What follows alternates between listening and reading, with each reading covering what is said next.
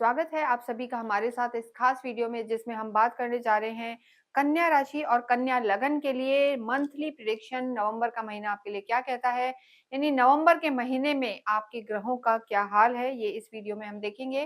देखिए, ये जो वीडियो हम बनाते हैं ये ट्रांजिट गोचर के आधार पर बनाते हैं कि इस समय ग्रहों की स्थिति कैसी है, लेकिन इसके साथ आपको अपनी कुंडली का भी निरीक्षण करवाना आवश्यक है। आप चाहें तो नीचे दिए हुए नंबर्स पर इसे भेज सकते हैं और अवलोकन करा सकते हैं। हालाँकि देखिए, यहाँ पर आपकी स्थिति बहुत बेहतर होने वाली है क्योंकि आपके भाग्येश और आपके धन भाव के स्वामी शुक्र जो है 2 नवंबर से ही बहुत अच्छी स्थिति में आ जाएँगे। बली हो जाएँगे तो धन भी बढ़ेगा और भाग्य आपका पूरा-पूरा साथ देगा। देखिए, जो शुक्र है वो इस समय अपनी ही मूल त्रिकोण राशि तुला में प्रवेश कर जाएँगे, जो आपके लिए लाभकारी है। आपके खुद के जो लॉर्ड हैं बुध, वो इस समय पराक्रम में चल रहे हैं और 23 तारीख को वो भी बदल के आपके जो है धन की स्थिति में आ जाएँगे, धन के घर में आएँगे, तो लाभ का ये समय, ये महीना रहने वाला है। लेकिन यहाँ पर किन चीज़ों का ध्यान रखना है और क्या रेमेडीज़ फ़ॉलो करनी है, वो हम यहाँ बताएँगे। देखिए, जैसा मैंने बताया, शुक्र और सूर्य इस समय 2 नवंबर से शुक्र और सूर्य की स्थिति आपके धन भाव में है, लेकिन 16 नवंबर तक जो सूर्य हैं वो नीच के चलेंगे आपके धन भाव में ही। तो सरकारी क्षेत्रों में या सरकारी किसी महकमे से आप जुड़े हुए हैं, वहाँ काम करते हैं, तो ध्यान रखना है। बुध मंगल 3rd हाउस में है, छठे घर में राहु हैं और शनि आपके सप्तम में है, गुरु इस समय लाभ में है, उच्च के भी चल रहे हैं, ये भी स्थिति अच्छी है और केतु आपके 12वें घर में चल रहे हैं। देखिए, यहाँ पर इस महीने में अगर हम देखें तो शुक्र 2 नवंबर को तुला में आएँगे, 26 नवंबर तक रहेंगे, फिर वृश्चिक में आएँगे। शनि जो वक्रीय चल रहे हैं 28 नवंबर से मार्गी हो जाएँगे और गुरु जो मार्गी चल रहे हैं 11 नवंबर से वक्रीय होंगे। हालाँकि शनि और गुरु के लिए हम अलग से भी वीडियो बनाएँगे, तो आप देखिएगा कि क्या प्रभाव पड़ने वाला है। लेकिन यहाँ पर जो शनि का मार्गी होना है आपके लिए लाभकारी रहेगा और यहाँ पर सूर्य की स्थिति, सूर्य भी नीच के चल रहे हैं। 16 नवंबर को सूर्य बदल के आपके पराक्रम में प्रवेश करेंगे और सूर्य जब 3rd हाउस में होते हैं, तीसरे छठे में होते हैं, तो अच्छे फल देते हैं। यहाँ पर शत्रुओं को दबाने वाले होते हैं और आपके पराक्रम को बढ़ाने वाले होते हैं। यहाँ हम सबसे पहले बात करने जा रहे हैं आपके स्वास्थ्य की। देखिए, आपको नहीं पता कि आपको कैसे देखना है, तो आप अपनी कुंडली खोलें, उसमें चंद्रमा की स्थिति देखें। चंद्रमा जहाँ भी विराजमान है, वहाँ नंबर 6 लिखा है, तो आपकी जो राशि है कन्या है और आपके 1st हाउस में नंबर 6 लिखा है, तो आपकी जो असेंडेंट है, लगन है, वो कन्या है। दोनों से ही रिलेट करके आप इसे देख सकते हैं।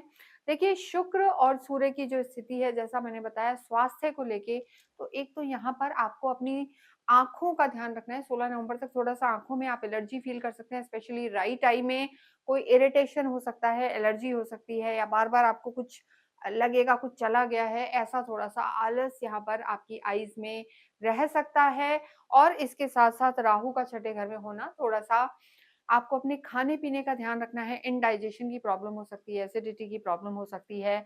गुरु का देखिए, हालाँकि लाभ में गुरु विराजमान है और जो शुक्र की स्थिति है शुरू में नीच के हैं, बाद में वो स्वग्रही हो जाएँगे, लेकिन यहाँ पर सबसे ज़्यादा जो ध्यान रखना है, खाने-पीने का ध्यान रखें, ओवरथिंकिंग से बचें। बीच-बीच में महीने में कुछ समय के लिए आपको ओवरथिंकिंग की समस्या हो सकती है, इंडाइजेशन की प्रॉब्लम हो सकती है, एंग्ज़ायटी और डिप्रेशन थोड़ा-सा परेशान कर सकता है जब तक सूर्य आपके नीच के चल रहे हैं, तो इन चीज़ों का आप ध्यान रखें।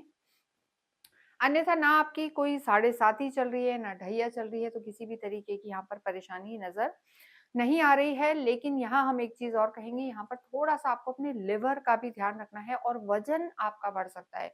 वेट आप पुट ऑन कर सकते हैं, तो खाने-पीने का विशेष ध्यान रखें और किसी भी तरीके के एडिक्शन में ना जाएँ, वरना वो चीज़ें फिर छूटने वाली नहीं हैं। तो ओवरऑल इन सब चीज़ों का ध्यान रखें। ये गोचर है, लेकिन खुद की कुंडली में अगर कोई ग्रह खराब है, बुध खराब है या सूर्य और भी खराब है, तो डेफ़िनेटली आपको दिक्कतों का सामना करना पड़ सकता है। नेक्स्ट हम बात करेंगे यहाँ पर आपकी लव लाइफ की। देखिए, जब भी लव लाइफ की बात करते हैं, तो जो पंचम भाव होता है, यहाँ से लव लाइफ को देखा जाता है। शनि आपके लॉर्ड हैं और शनि इस समय सप्तम में विराजमान है। शनि वक्रीय है, लेकिन शनि मार्गी हो जाएँगे 28 से और वो स्थिति यानी एंड ऑफ द वीक में नवंबर के जैसे-जैसे महीना खत्म की तरफ जाएगा, लगभग 17-18 के बाद आपकी लव लाइफ यहाँ पर बेहतर होती हुई नज़र आ रही है। जिन लोगों का ब्रेकअप तक हो गया था, आप मान के चलें कि पुराने लोग घूम-घूम के आपकी लाइफ में वापस आएँगे, या फिर अगर पुराना कोई नहीं है, कोई अफ़ेयर आपका नहीं रहा, तो नया कोई ना कोई व्यक्ति आपकी लाइफ में आ सकता है और आपकी लव लाइफ यहाँ पर बेहतर हो सकती है, लव लाइफ रह सकती है। लेकिन देखिए, एक चीज़ हम कहेंगे, लव लाइफ बेहतर रहे क्योंकि शनि लॉर्ड हैं और शनि यहाँ से लगन को भी देखेंगे। तो ऐसी स्थिति में आपको ओवरथिंकिंग नहीं रखनी है, शक, कन्वेंशनल तरीके से चलना, रोका-टोकी करना, ये सब आपका नेचर होता है। इन सब चीज़ों को आपको थोड़ा-सा रोकना है, तो यहाँ पर आपकी लव लाइफ बेहतर नज़र आ रही है। क्रोध पर कंट्रोल रखना है, ईगो क्लैशेज़ से बचना है। तो आपकी चीज़ें यहाँ पर ठीक रह रही हैं। और इसके बाद अगर हम वैवाहिक जीवन की बात करेंगे, तो देखिए, वैवाहिक जीवन के जो लॉर्ड हैं, आपके गुरु हैं, और इस समय गुरु आपके लाभ में बैठे हैं उच्च के होके, तो वैवाहिक जीवन एक लंबे समय बाद हम कहेंगे कन्या राशि के लिए अच्छा नज़र आ रहा है, क्योंकि वैवाहिक जीवन के लिए सप्तम घर को देखा जाता है, 7th हाउस को, ये आपके स्पाउस का घर है, आपके वैवाहिक जीवन को बताता है, और यहाँ के लॉर्ड गुरु हैं, और गुरु इस समय आपके डिज़ायर हाउस में हैं, उच्च के होके बैठे हैं। तो ये समय आपके लिए अच्छा है, घूमने-फिरने जाएँगे, अच्छा समय स्पेंड करेंगे, सोशलाइज़िंग बढ़ेगी, घर में लोगों का आना-जाना, सुख-सुविधाएँ, सब कुछ यहाँ पर बढ़ता हुआ नज़र आ रहा है। और यहाँ पर आपके ऑलरेडी शनि भी बैठे हैं। हालाँकि देखिए, जब भी शनि, मंगल, राहु, केतु, सूर्य 7th हाउस में होते हैं, तो या तो शादी में डिले कराते हैं, होने के बाद भी कहीं न कहीं थोड़ी-सी खिटर-पिटर चलती है, छोटी-मोटी नोक-झोंक चलती रहती है, लेकिन शनि जहाँ बैठते हैं, वहाँ वृद्धि ज़रूर कराते हैं। यानी कोई भी इंसान, जहाँ भी शनि होते हैं, उस भाव से रिलेटेड चीज़ों के लिए एफ़र्ट कराते हैं। तो अगर कुछ बिगड़ा भी हुआ है, तो आप मेहनत करेंगे, आप कोशिश करेंगे कि आपके रिश्ते सुधरें। तो यहाँ पर वैवाहिक जीवन आपका सुधरता हुआ नज़र आ रहा है, और जब शनि मार्गी हो जाएँगे, तो आपकी चीज़ें ज़्यादा बेहतर होंगी। शनि मार्गी होंगे, गुरु वक्री होंगे, गुरु की सीधी दृष्टि है आपके सप्तम पर, तो वैवाहिक जीवन हम कहेंगे कन्या राशि के लिए यहाँ पर अच्छा नज़र आ रहा है, कोई परेशानी नहीं है। लेकिन यहाँ पर थोड़ी वाणी आपकी खराब हो सकती है, जब तक सूर्य आपके नीच के हैं, कुटुंब में बैठे हैं, अननेसेसरी का क्लेश यहाँ पर होता रहता हुआ नज़र आ रहा है। तो आपको यहाँ पर अपनी वाणी का और क्रोध का बहुत ध्यान रखना है। जिन लोगों का विवाह नहीं हुआ है, उनके लिए भी हम कहेंगे यहाँ पर अच्छे प्रपोज़ल्स आ सकते हैं, लेकिन इस महीने को थोड़ा टाल के निर्णय लेंगे तो आपके लिए बेहतर होगा। क्योंकि देखिए, यहाँ पर गुरु वक्रीय भी हो जाएँगे, हालाँकि वक्रीय तो गुरु चलेंगे मार्च तक, लेकिन थोड़ा-सा ये जो समय है इस महीने का, आपको इमोशनल कोई भी इम्पल्सिव डिसीजन नहीं लेना है, आपकी पर्सनल लाइफ को लेके वो बेहतर होगा। कार्य क्षेत्र की हम बात करेंगे, तो देखिए, जब भी कार्य क्षेत्र की बात करते हैं, तो आपके जो लॉर्ड हैं, यहाँ पर बुध होते हैं, और बुध की स्थिति आपके कर्म क्षेत्र में, अगर आप किसी भी तरीके से कम्युनिकेशन के काम में हैं, ऑनलाइन काम में हैं, या तो यहाँ पर आपकी डे टू डे की इनकम बढ़ती हुई नज़र आ रही है। वाणी आपकी काफ़ी बाद में, यानी 5-7 तारीख के बाद, नवंबर के बाद आपकी वाणी अट्रैक्टिव हो जाएगी।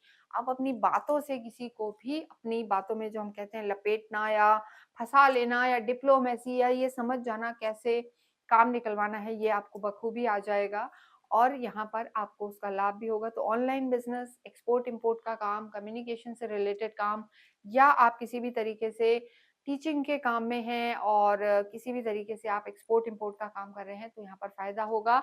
प्रॉपर्टी से रिलेटेड कामों में भी यहाँ पर लाभ होता हुआ नज़र आ रहा है। लेकिन देखिए, जो शुक्र की स्थिति है वो भी बेहतर होगी, तो धन की स्थिति भी यहाँ पर बेहतर होगी।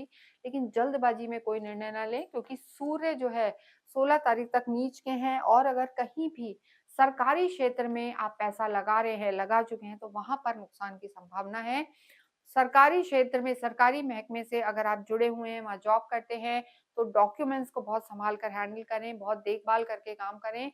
यहाँ पर आपका पैसा भी फँस सकता है, और आपकी साख, गुडविल, मान-सम्मान भी खराब हो सकता है। अन्यथा और लाइन्स के लिए ये समय अच्छा है, धन की स्थिति भी बेहतर है।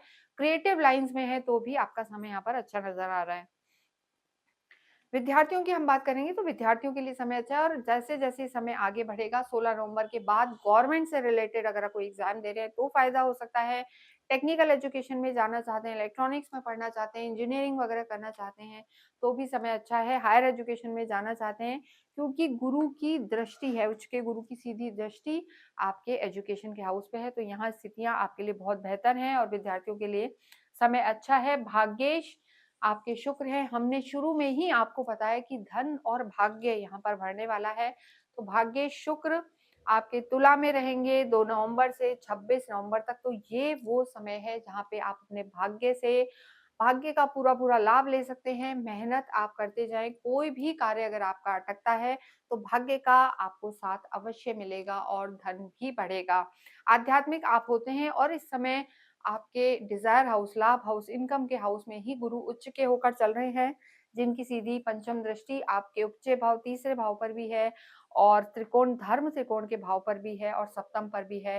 तो यहाँ पर आपके घर में मांगलिक कार्य होंगे। आपकी कोई इच्छा है बहुत लंबे समय से कि मुझे इस मंदिर के दर्शन करने हैं, जाना है, तो ये सब भी मनोकामनाएँ आपकी पूरी होती हुई नज़र आ रही हैं।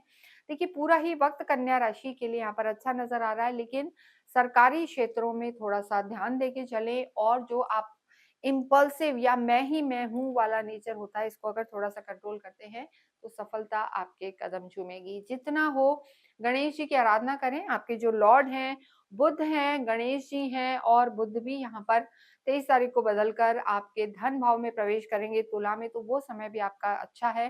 तो जितना हो गणेश जी की आराधना करें, गणेश चालीसा करें, गणपति अथर्वशीष का पाठ करें, बुधवार के दिन जाके गणेश जी को अवश्य ही दूर्वा चढ़ाएँ, मोदक का, लड्डू का प्रसाद चढ़ाएँ, तो आपको बहुत लाभ होगा।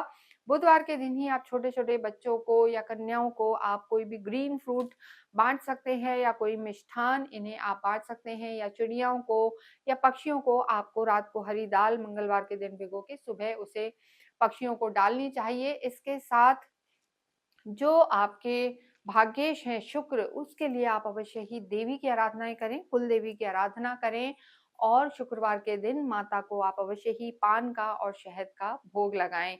हनुमान चालीसा का पाठ करें, स्ट्रीट डॉग को फीड करें, तो आपके सारे कष्ट दूर होंगे। इसके साथ ही इस वीडियो को हम यहीं समाप्त करते हैं। कमेंट बॉक्स में आप अवश्य ही ओम बम बुद्धाय नमः लिखें, ओम गंगनपते नमः लिखें। Thank you.